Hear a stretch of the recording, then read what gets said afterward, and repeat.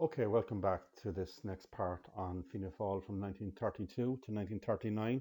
This time we're going to look at social and economic policy, and in this, as you can see at the start of the slide, we have the economic war, and part of that, in fact, all of that could also work for Anglo-Irish relations as well. So that has a dual function really for those two essays. So the economic war fits in perfectly to both, and indeed it fits into a question in relation to De Valera's strengths and weaknesses, or indeed a general question on Fianna Fáil from this time, should that come up.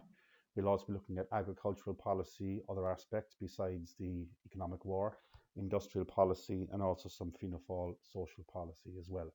Okay, so Fianna Fáil come into office in 1932 with a very defined nationalist approach to the economy. In other words, they're moving away from the kind of more hands-off approach of Cum Gael, that kind of let the economy look after itself, we look after legislation and law.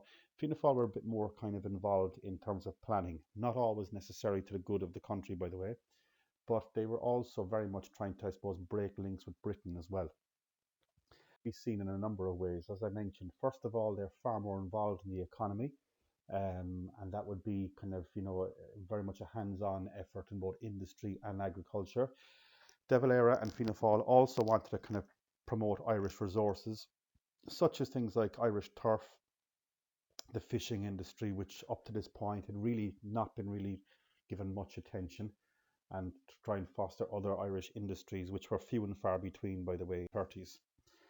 De Valera is very much involved with the whole idea of protectionism as well, the tariff protectionism issue, and this would be one of the cornerstones of Fianna Fáil fiscal policy, far more than Cum Gael ever did, and again, not always to the benefit of the Irish economy in hindsight. It was very much a kind of an aim of trying to create an Irish market for the Irish people and to move away from dependency on Britain, and that would see, itself in both in both agricultural and industrial. As we've mentioned already, the breaking of economic links with Britain would be another part of this. With Anglo-Irish relations, it was very much the political links between the two countries. De Valera now also sought to break links between Britain and Ireland economically as well, and that would be seen very much with the whole issue of the land annuities, or the economic war. Just so you know, the land annuities were these payments made by Irish farmers going back even to the 1870s, Gladstone's first Land Act, into the 1880s. You had the likes of the Ashburn Act of 1885, the Balfour Act of 1891, the Wyndham Acts and Birrell Acts. These were essentially mortgages, for want of a better word, that were given to Irish farmers, and Irish farmers could buy the land off their landlords and in turn pay back an amount every year, an annuity every year going forward. And following independence in 1921, De Valera felt it was ridiculous that the Irish people were paying £3 million per year back to the British, when instead the money should be pooled into an Irish Department of Agriculture. It's not that farmers are getting a free ride and getting their land for free. They would essentially be paying the money still, but this time it will be going to the Irish Exchequer as opposed to the British one. And this is in stark contrast to the Cosgrave Cum Gael governments, who continued to make these payments under the financial agreement and the ultimate financial agreement of 1926. So Fianna Fáil felt no obligation to pay these, especially after independence. And as I mentioned, the money would be put instead into a free state treasury, in other words, an Irish finance that would then put the money in towards agriculture. And De Valera felt that as long as those payments were being given to Britain, it would make economic recovery impossible. So in 1932, De Valera announces that he's going to withhold half of the payments, £1.5 million worth of annuities to Britain. And of course, Britain was obviously not good. It was negative in that the British responded by placing a customs duty or more tariffs or taxes on Irish imports coming in, i.e., butter, eggs, poultry, and of course, cattle as well. De Valera, in response to that, then puts his own levy on British goods, most notably British coal, and thus begins, I suppose, a kind of a mini trade war between the two countries. At the time, De Valera had come into office in 32. The British were very annoyed by this, but De Valera kind of sold it to the people of Ireland, saying that, we needed to do this to break from Britain, not just politically, but also economically.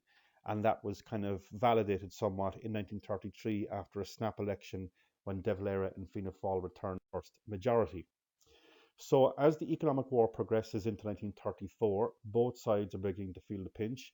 Irish farmers certainly were, as you can see, exports falling from 750,000 cattle in 1930 down to just 500,000 cattle in 1934.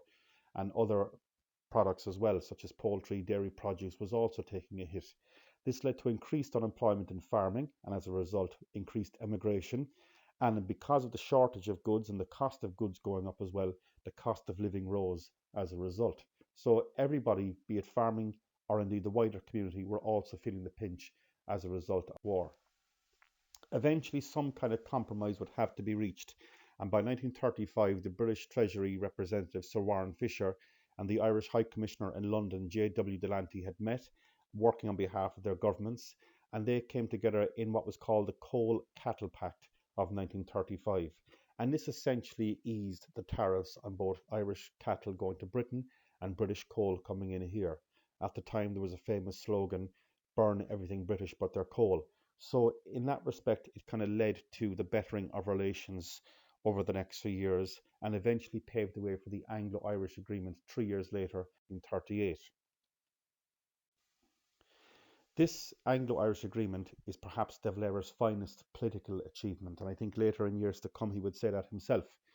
By 1937, Éire, as it was now known as, was essentially a republic all but a name, except that Britain still had control of the treaty ports.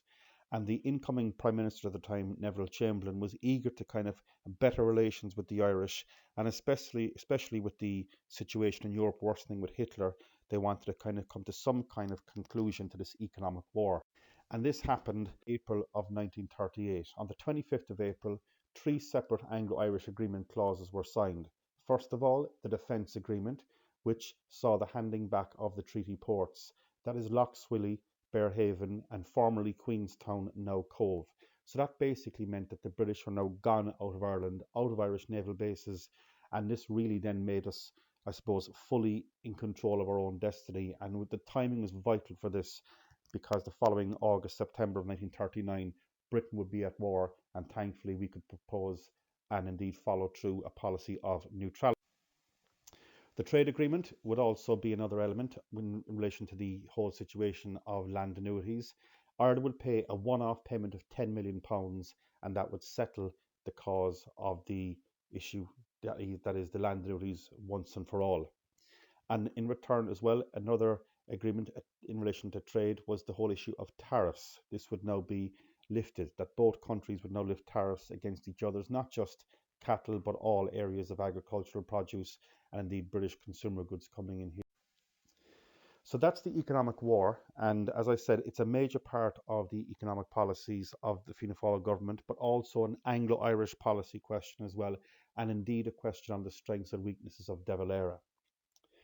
Moving on to just general agricultural policy, for instance, if you got a question on the Irish economy from 23 to 39, you might want to do a paragraph just on Fianna Fáil agriculture to counter the Cumann Gael question or paragraph on agriculture.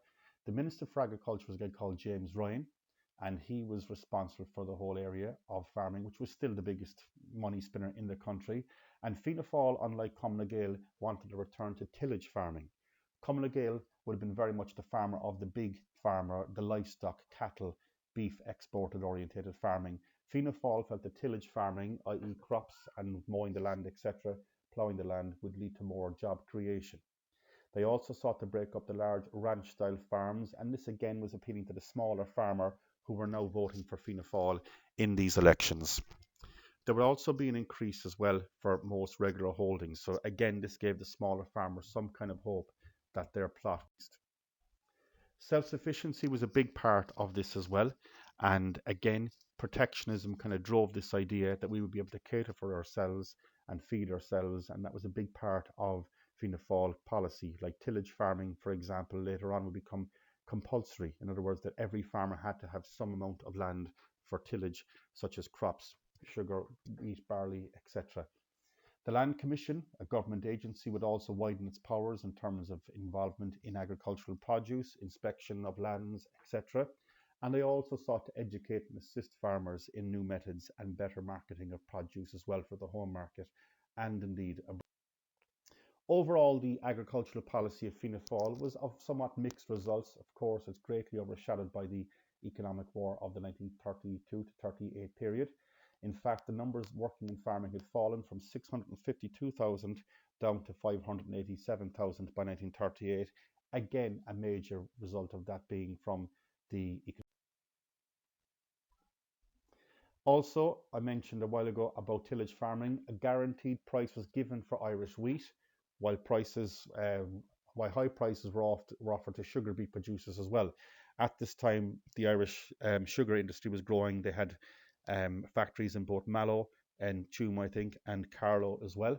And Irish Sugar was set up in 1933, a semi-state body, and that was there for many, many decades to come and provided employment to thousands, both directly and in. Okay, moving on then briefly to the whole area of industry. This again could be a paragraph in an essay on the economy from 23 to 39 or 23 to 45, again to counter the Fianna or Common Gael policy, which very much focused on things like the Shannon scheme. Fianna Fáil were not perhaps so successful when it came to industry. The main reason being is that industry was essentially non-existent in Ireland at the time. Industry and commerce was that Sean Lemass, and he served in that role throughout the 1930s, of course, becoming Minister for Supplies in the 1940s and Taoiseach in 1959 until 1996. And here, the government took a more active role involved in trying to stimulate Irish industry with the setting up of new semis. These would include, as we mentioned a while ago, Irish Sugar, the Industrial Credit Corporation, which was the ICC bank, essentially providing credit and money and loans to small industries setting up. Chemical was another one as well. The Turf Development Board, which later became known as Bord Mona, again trying to harvest Irish native fuel. Aer Lingus and Aer were also established in 1936, the native Irish airline and indeed the Airport Authority. Irish Life Assurance was also established to look after the whole area of insurance and pensions, and the Irish Tours Board was also set up, which would later become known as Fáilte Ireland. The ICC Bank, as we mentioned, was set up to try and provide long-term capital for the newly emerging industries and also to advise companies on the best way of doing business investment. However, this was somewhat stunted. Indeed, all industrial policy was stunted by the high Swinta tariff protection, which essentially kept out foreign imports, but at the same time had a big impact on Irish export-orientated companies, such as the likes of Guinness and them that were trying to export. And another area which is worth mentioning as well is the Control of Manufacturers Act. This again ties in with Fianna Fáil's nationalist policy of trying to, I suppose, keep things Irish, in that any foreign companies that were to set up here, and they were few and far between, would have to have an Irish member on their board of directors, I suppose, to try and maintain Irish interests on that. But at the time, foreign investment in Ireland was limited. There was some growth in the area of construction, and this ties in somewhat with their social policy, with the construction of houses, but this was always then hampered by a dependence on importation of raw materials, coal, oil, etc. So the industrial production, as I mentioned, was quite limited and was geared very much towards the home market. Small industries between 5 and 15 were kind of the main industries. Social policy then would focus on the whole area of unemployment assistance, and that Fianna Fáil again tried to look after the less well off with the Unemployment Assistance Act. There was some limited form of a national health service with the National Health Insurance Act, but we are still decades away from any proper, fully comprehensive health system, for those that couldn't afford care. There was also a return welcomed by a lot of people in the old age pensions. There was an increase in that. Of course, this had been notoriously cut by the Common Gael government. And housing, as I mentioned, was a big area, and Fianna Fáil traditionally would see themselves as building quite a lot of houses, both in counties, and also the Small Dwellings Act helped the middle classes to get more access to mortgages. And as you can see, by 1937, some 132 houses were built, and they were providing more what we call social housing and